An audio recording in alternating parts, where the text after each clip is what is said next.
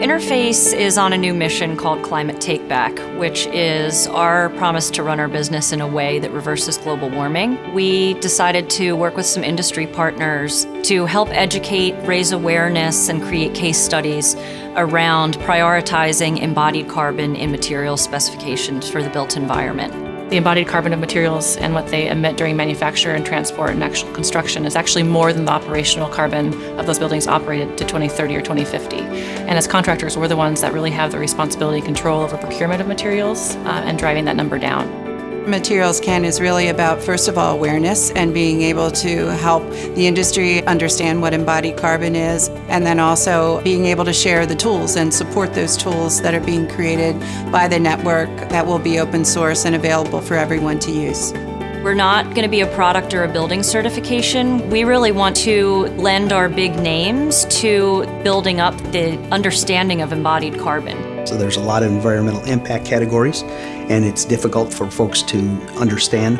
And coming up with Materials Can, that really has been an opportunity to simplify the message that we have to the architects, to the design community.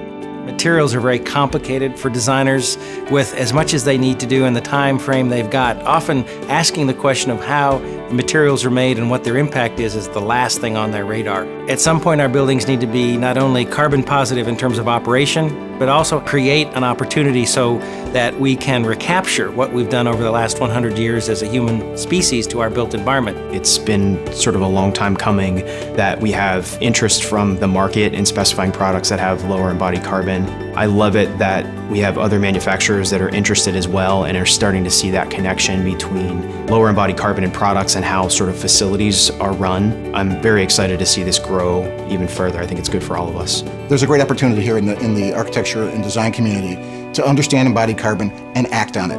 And so Materials Can is that tip of the spear to hopefully engage everyone and to show them what we can do and hopefully have them participate.